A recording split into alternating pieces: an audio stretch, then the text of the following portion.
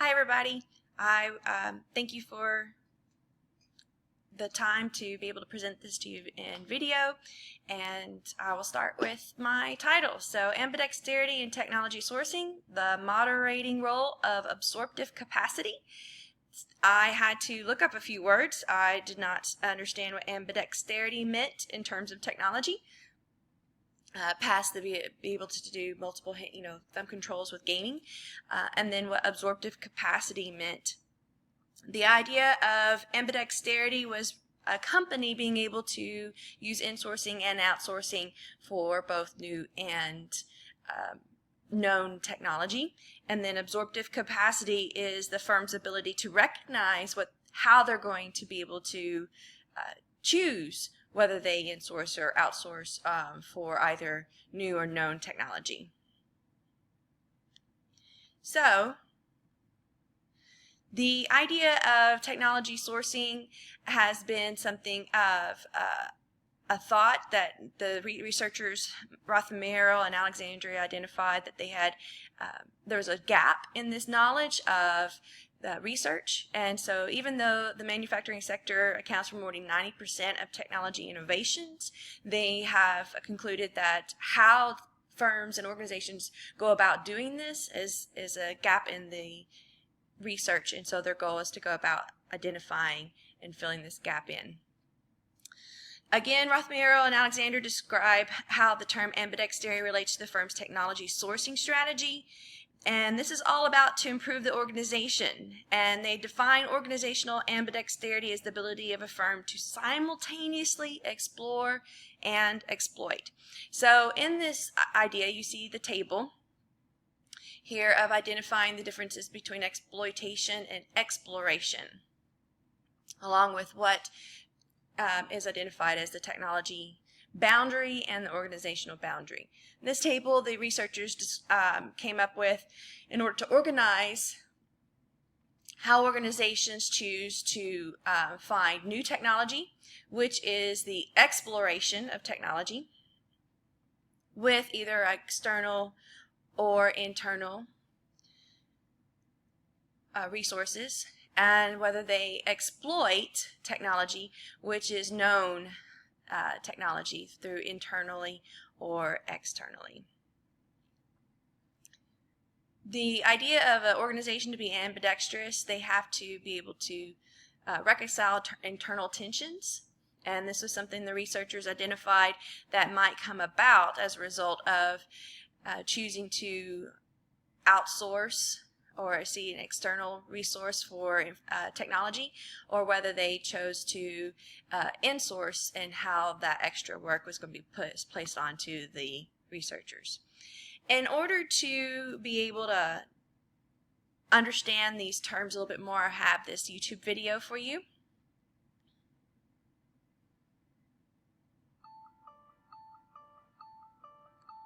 We all know that outsourcing is when a company hires outside experts, like a firm in Bangalore or Shanghai, or a traditional management consulting firm, to solve a challenge or take advantage of an opportunity for them. Another form of outsourcing is when a company creates a Bangalore or a traditional management consulting firm inside its own walls. This usually small number of employees are specially appointed to temporarily exchange their day jobs for a strategically critical project designed to solve a challenge or take advantage of an opportunity on behalf of the company. Both forms of outsourcing operate on the same principles. An outside firm or inside set of employees is literally or effectively hired to take responsibility, usually exclusively, for creating the solutions and executing the tasks. Insourcing is when an organization leverages and coordinates the energy and expertise of its own employees to address its most pressing challenges and pursue its most strategic opportunities.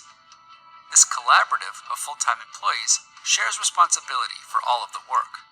By design, it is inclusive. The organization taps its own talent to take on an important initiative using the expertise for which they were hired. Outsourcing is most effective when an organization's primary goals are limited in terms of time and narrow in terms of scope. Among others, these goals often include reduction of costs, mitigation of skills shortages, elimination of services, and shifting of certain tasks away from full-time employees. A common function to outsource is IT. When incremental or tactical change is required, outsourcing is the appropriate action. Insourcing is most effective when an organization's primary goals are continuous in terms of time and multifaceted in terms of scope. These goals are inclusive and expansive and include increasing revenues and/or profits and increasing effectiveness and efficiency. Therefore, they often require multiple functions, departments, or divisions to take part. This happens when the organization knows that in order to achieve those goals, it must transform itself, and that the only way to transform is through its own people. It must engage and equip the heads, hearts, and hands of employees, leverage employee networks to enable acceleration, and sustain the capability and capacity to take on unforeseen future challenges and opportunities. When large-scale change is acquired, insourcing is the means to accomplish it. In a world in which change is happening faster than our ability to keep up with it, organizations clearly need to improve their ability to insource. Those organizations that build insourcing skills, perspectives, processes, and structures will win in the market continuously. Those that attempt large-scale change through outsourcing will not.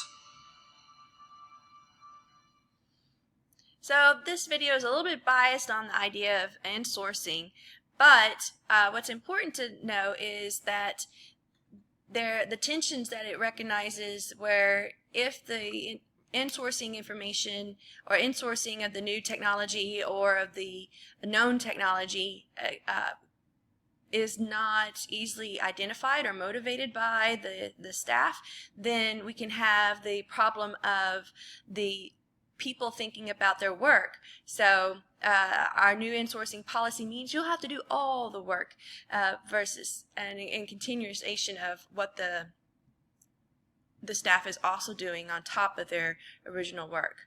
The other is that the leadership must reconcile these tensions and be able to have the people work together internally. If they choose to have an external resource for the technology, whether it's an explorative technology or an exploited technology for the new or the known technology, then what we have is the problem of understanding that the people who are at the organization don't have the skills to meet that. But as the video stated, it's important to understand the purpose of these technologies and for the organization. And the researchers of this wanted to take the theoretical model that was already represented and identify how organizations represent ambidexterity. And so their understanding of using both to support the growth of the organization. The methods that we have for the researchers, Rothamero and Alexandria, was to implement Dillman's 1978 survey.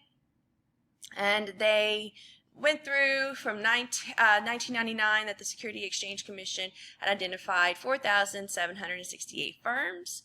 And they did a random sampling of 1,500 firms, and then they actually had 141 participate nationwide. This then was identified and through phone calls to personally identify an individual who would complete the survey, and the researchers stated that most of the firms had their head IT individual who was representing the information for the survey. The total number of technologies sourced by the firm is likely to influence a performance on the internal versus the external technology sourcing. So again, it was back to the video of whether this was something that's short term or whether it's long term. And what the researchers did was to use patents that the organizations had created in order to identify the number of technologies that were sourced. Wouldn't it be nice though if everybody could outsource parenting when you wanted to, like the cartoon? So they followed the prior research that was represented. Like I said, the innovativeness was identified through the firm's number of patents, and this was calculated for the 4 years of the research from 2000 to 2003, and of the 141 agreeing firms to participate, there was a total of 1,679 patents with an average of 12 patents per organization for those 4 years.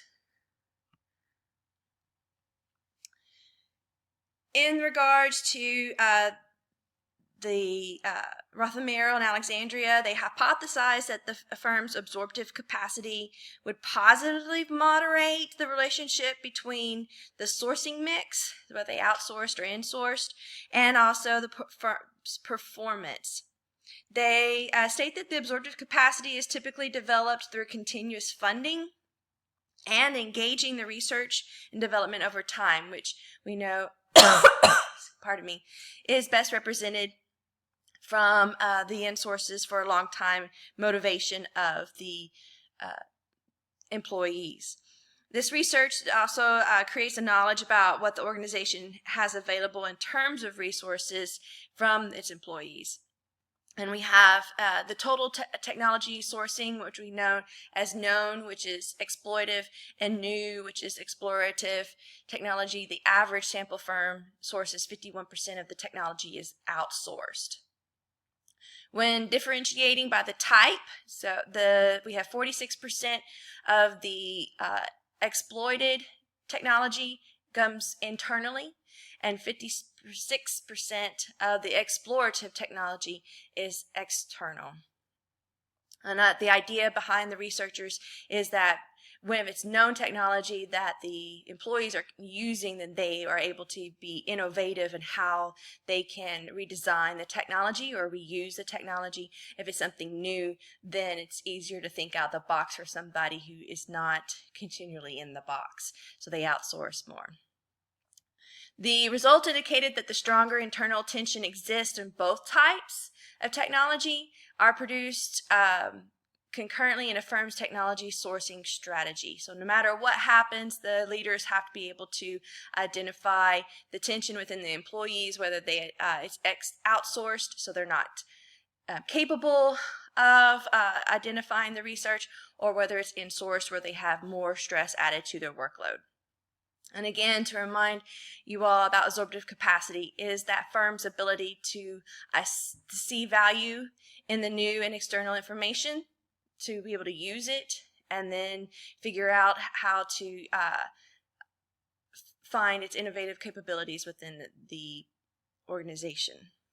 The total number of technology sourced by the firm is likely to influence its preference for internal versus external technology sources, which again confirms what the video identified. That's all I have for you today. I hope you have a great day, and I will see you later. Thank you.